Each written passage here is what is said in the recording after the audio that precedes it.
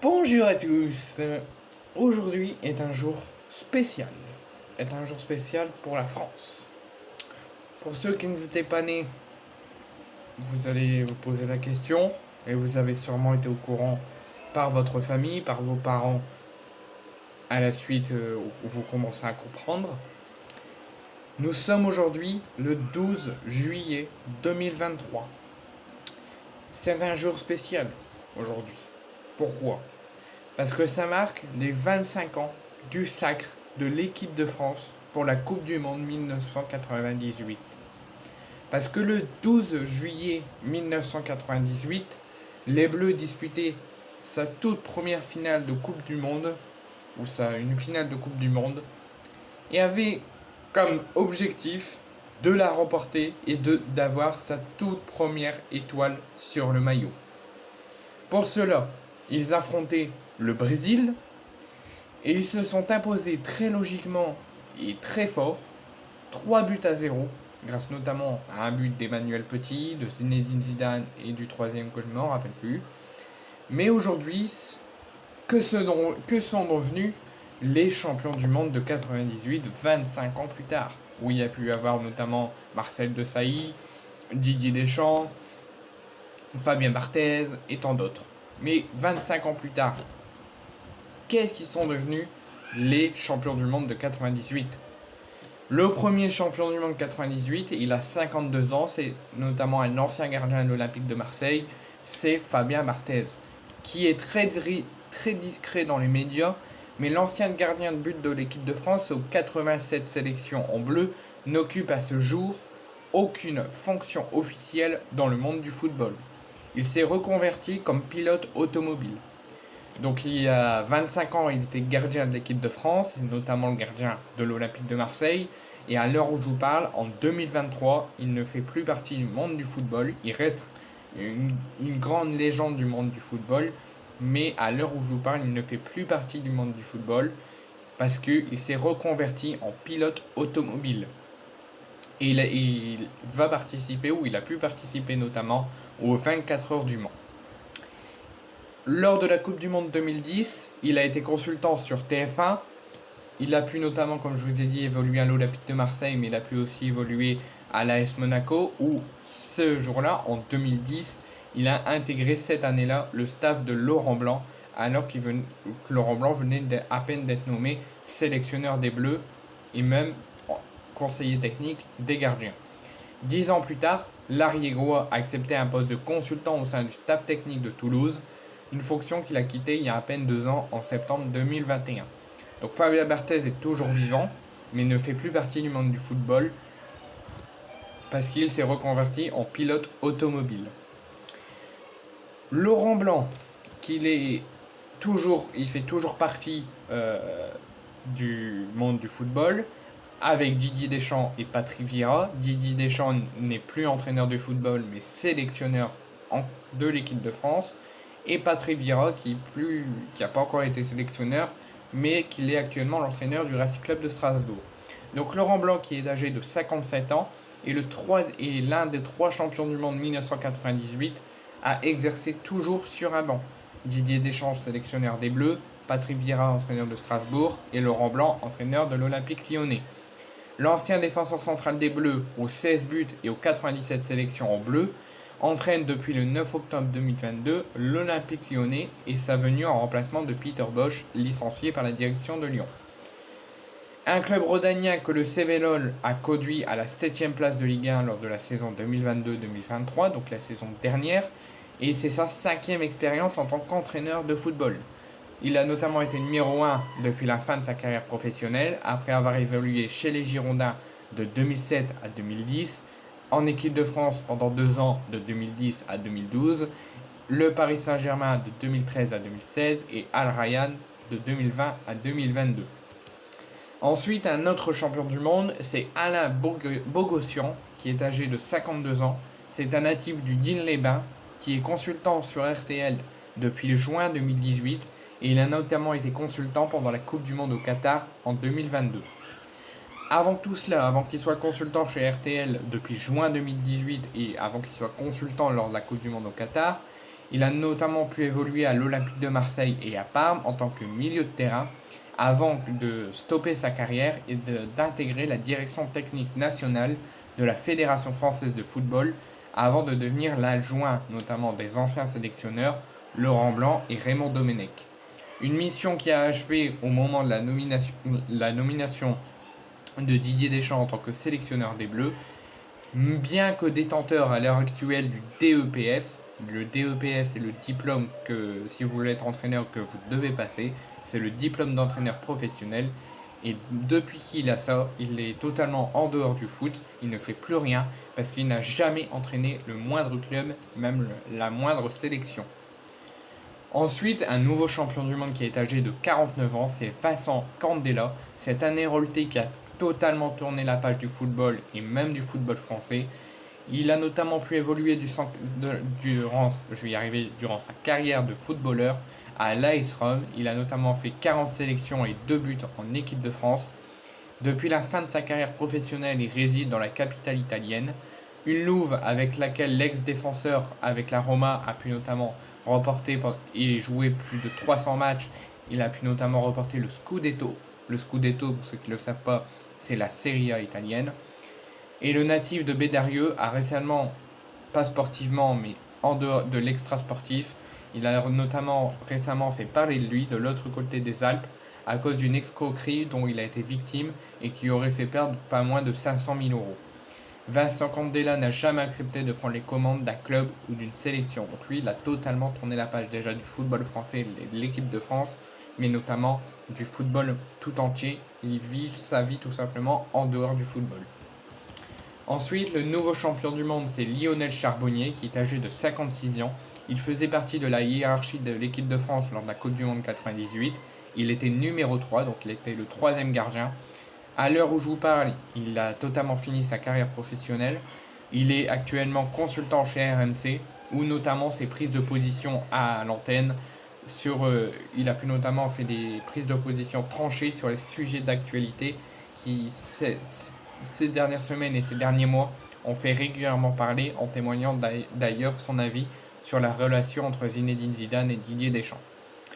Il a pu avoir vraiment très peu de sélections en bleu, parce qu'il a fait qu'une seule sélection avec les champions du monde 98, avant son passage sur les ondes enchaînées et les expériences exotiques sur le banc sans grande réussite, avec notamment la saison 2014-2015, où Lionel Charbonnier a coaché le FC Istres avant une ultime pige dans le staff de la sélection de Madagascar en 2016.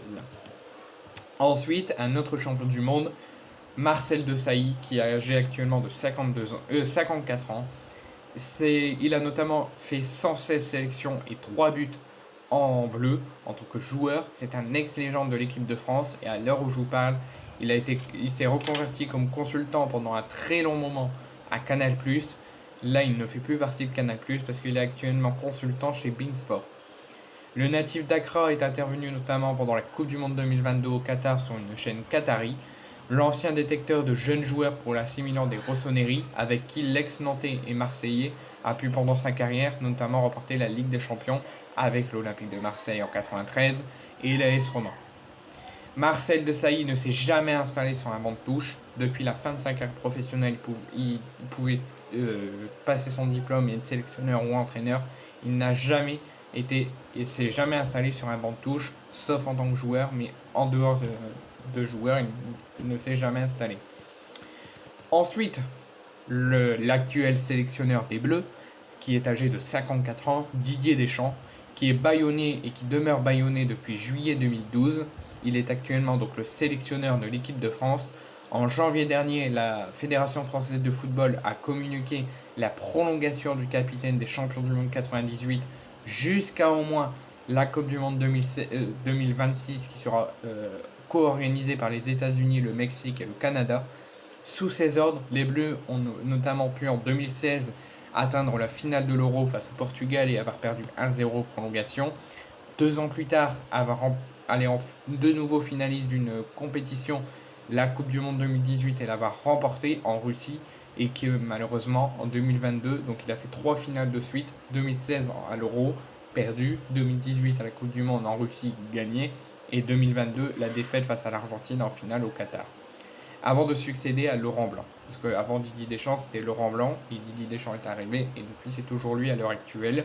Et en tant qu'entraîneur, avant qu'il mette fin à sa carrière d'entraîneur, il a mis fin à sa carrière professionnelle de foot, il est passé en tant qu'entraîneur, il a pu notamment entraîner l'AS Monaco, la Juventus et notamment l'Olympique de Marseille, et il a mis fin à sa carrière d'entraîneur, maintenant il est sélectionneur.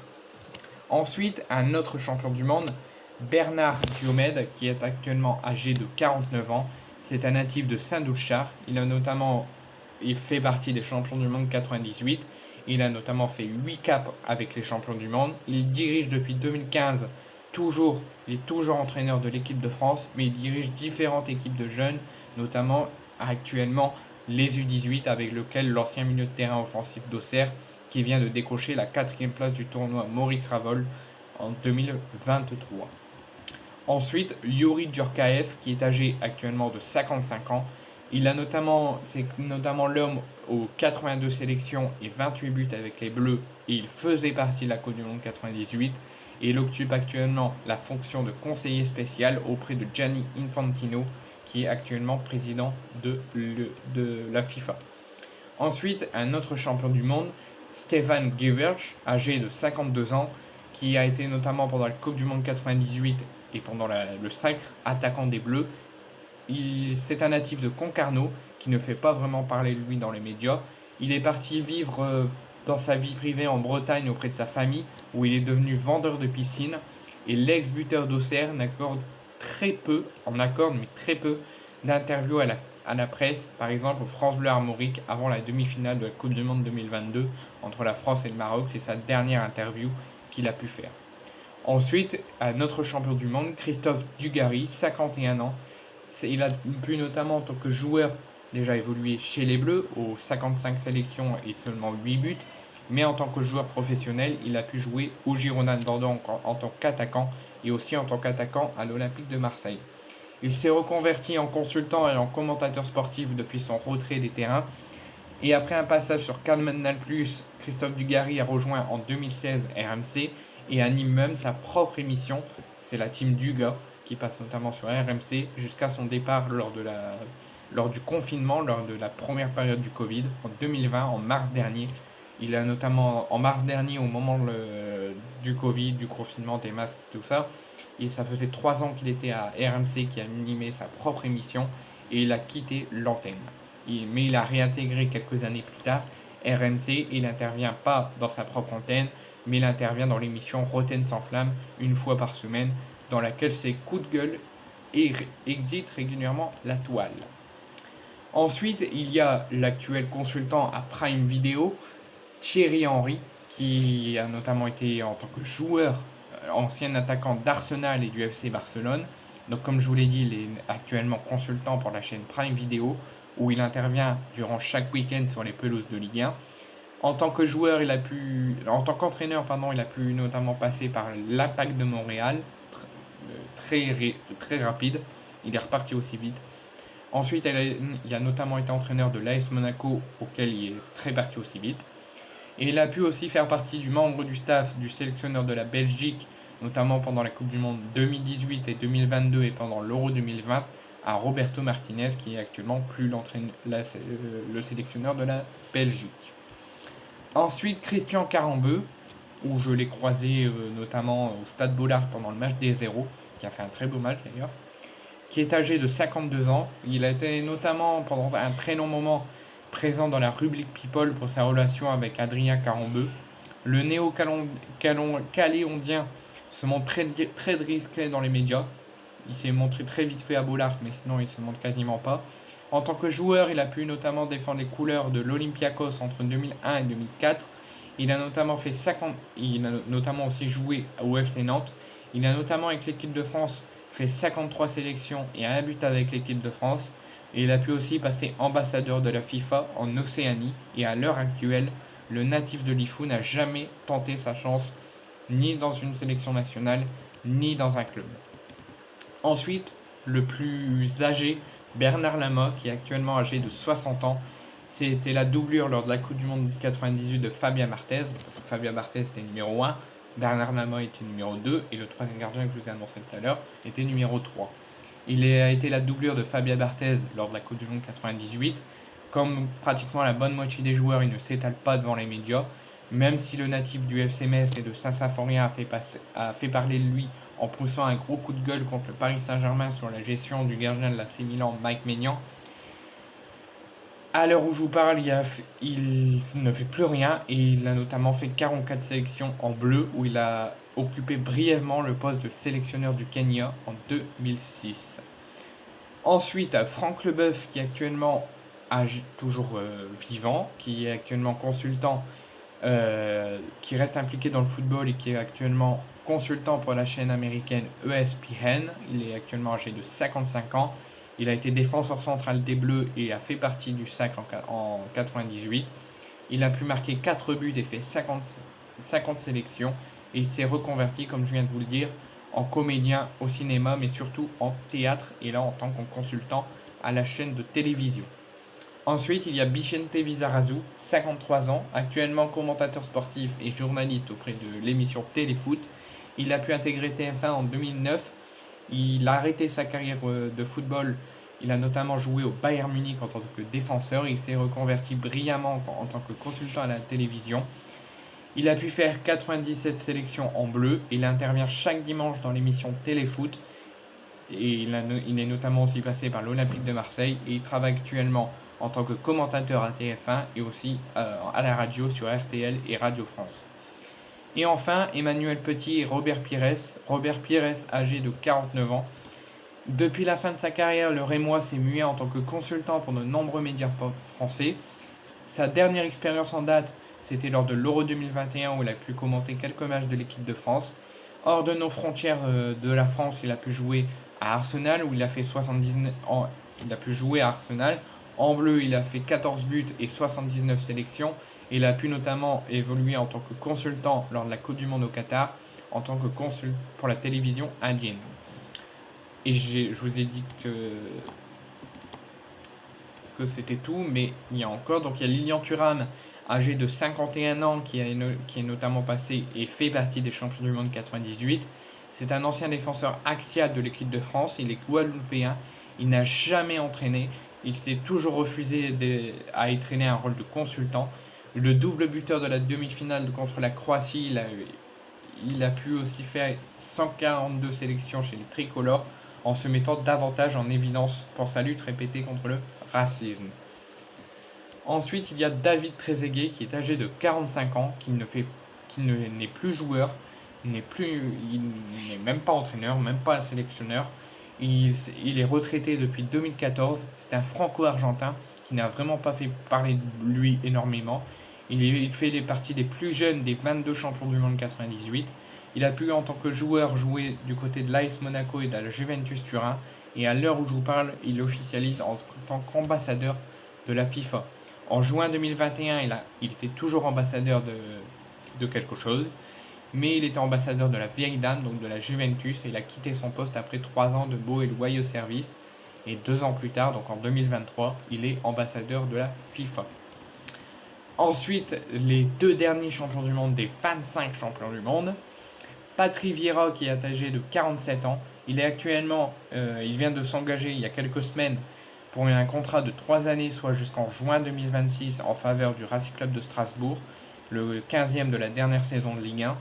Depuis son limogeage des Eagles, donc il était sans club, il est maintenant en club avec Strasbourg, mais en bleu, c'est l'homme aux 107 sélections et aux 6 buts avec l'équipe de France.